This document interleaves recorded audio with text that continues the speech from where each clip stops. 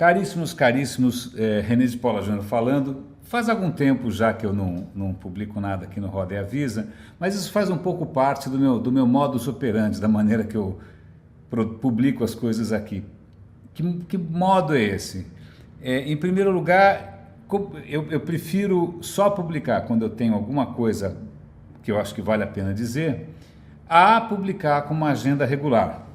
É lógico que acho que todos os manuais devem dizer isso, que você tem que ter, sei lá, um planejamento, uma agenda, que você tem que... Eu tenho feito dessa maneira, tá? E, aliás, outra coisa engraçada, como eu faço sem roteiro algum e de improviso, eu nunca sei se o enquadramento está muito certo ou não, né? Eu acabo fazendo, depois eu dou uma olhada e vejo se está valendo ou não. E também não volto atrás quando eu acabo cometendo alguns pequenos erros. Então, assim, o meu modus operandi, a minha maneira de fazer as coisas não é exemplar, tá?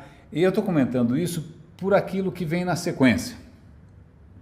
É engraçado porque, mesmo nessa área de tech, que em princípio deveria ser uma área, né, de engenheiros, desenvolvedores, né, gente com uma pegada talvez um pouco mais técnica, um pouco mais racional, digital, zeros e uns e métricas e tal, eu percebo que é uma área sujeita a modas, né, entre aspas, tendências, nós vamos chamar de modas, é como qualquer outra. Então, volta e meia, algum modo de fazer as coisas parece que entra em destaque, né? E de uns tempos para cá, eu estou nessa área já faz algum tempo, então eu me lembro até de modos um pouco mais old school, um pouquinho mais conservadores, né, de fazer as coisas, usando project, usando gráfico de Gantt, tendo gerentes de projeto, PMO, Java 4 e tal. Isso parece que caiu em desuso.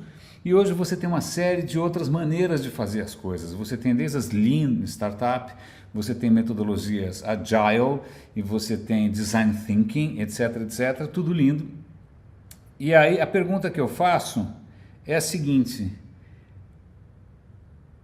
por que as coisas não são tão melhores assim? Eu vou dar um exemplo claro, vou pegar aqui, vocês conhecem o Kickstarter? O Kickstarter é um site de crowdfunding, onde as pessoas podem, eu vou lá com uma ideia bacana, um projeto legal, e as pessoas apostam ali naquilo, e aí quando eu junto uma grana X, aquilo vai acontecer. Então recentemente chegaram pelo correio duas coisas que eu apostei lá no negócio do Kickstarter e aconteceram e chegaram. Tá, uma delas é um anel com uma etiqueta NFC, o outro não sei onde eu coloquei agora, mas é uma etiquetinha Bluetooth.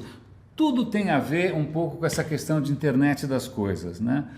Com coisas conectadas, wearables e coisas do tipo.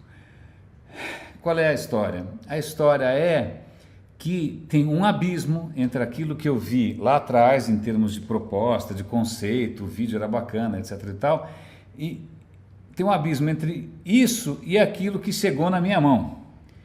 Eu nem vou comentar o tempo que demorou para chegar na minha mão, porque obviamente os caras lá estão pivotando e fazendo todas essas coisas que agora são em princípio a maneira de fazer as coisas, então demorou uma eternidade, eu já achei que não fosse acontecer mais nada, finalmente aconteceu. E aí que tem uma coisa que me pega, né? Eu vi isso acontecer de perto, um pouco com gente um pouco mais xiita, um pouco mais canônica com essa questão do Agile e do Lean, seja o que for, que é a história do iterar e lançar rápido e ver se cola, se as pessoas aderem, né, como se de repente fosse, né, para saber se o macarrão tá bom, você joga na parede, se grudar, né, tá vendo? Senão se cair,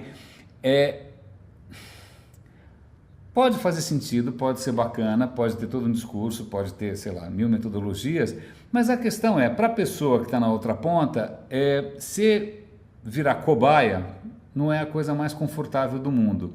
É confortável para o cara que faz, porque ele se sente com menos compromisso. Mas, puxa, para quem está aqui na outra ponta, e não só está colocando dinheiro, às vezes está colocando tempo, investindo afeto, isso não é tão bacana assim. Então, eu devo ter umas 2 ou 3 apps bacanas no ano passado, que eu falei, putz, isso aqui vai ser legal, vai resolver minha vida.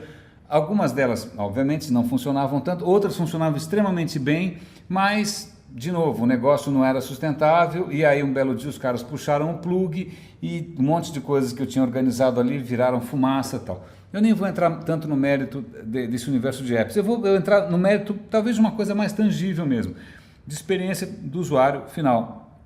eu não sou fã do Steve Jobs, eu não gosto dele como pessoa, eu também não gosto do branding da Apple, mas tem uma coisa que eu acho que sempre garantiu que os produtos da Apple tivessem um nível de excelência sem par, né, é que a coisa só ia para a rua se tivesse num patamar altíssimo. O cara tinha uma exigência, né, surreal com relação à qualidade, excelência, design, facilidade e tal. Tinha um cara lá que falou, meu, se não tiver assim, não sai. Aliás, por coincidência, ontem eu estava vendo um documentário rápido sobre Stanley Kubrick, que era um cineasta genial, e também a mesma coisa, cara, se não tiver do jeito A, não, ou é desse jeito ou não é. Acontece que nessa outra pegada agora de meio ir tentando, e é melhor lançar alguma coisa capenga agora do que lançar uma coisa ótima depois, não sei por que isso, o que acontece é esse produtinho que eu comprei, essa coisinha, o wearable, seja o que for, primeiro, chegou numa caixa que miserável, uma coisa feia.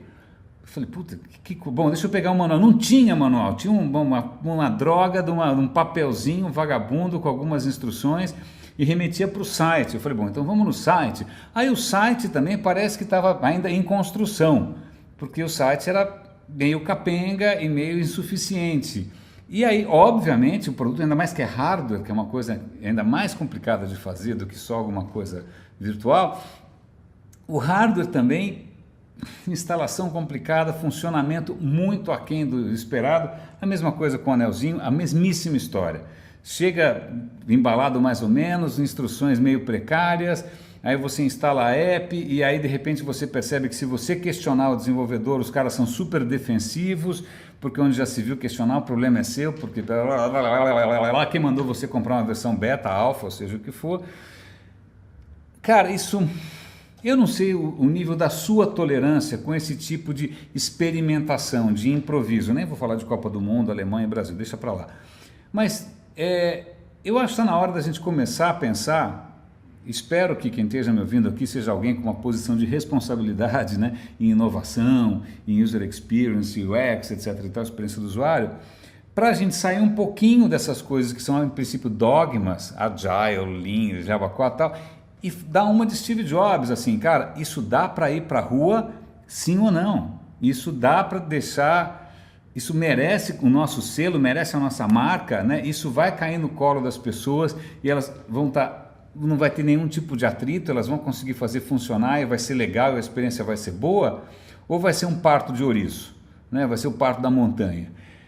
Eu acho que a gente tem que recuperar, eu estou dizendo isso justamente por duas experiências muito recentes, com coisas que em princípio são bacaninhas e pareciam absolutamente inovadoras e revolucionárias e moderníssimas nos Kickstarter da vida, mas na hora que você pega e que você põe na mão, é frustrante, é aquém do que a gente esperava.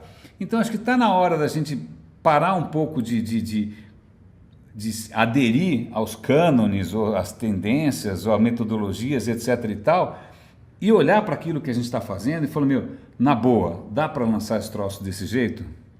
Talvez não.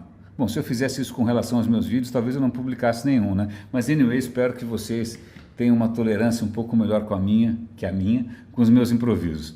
É isso, René de Paula Júnior falando, grande abraço, roda e avisa.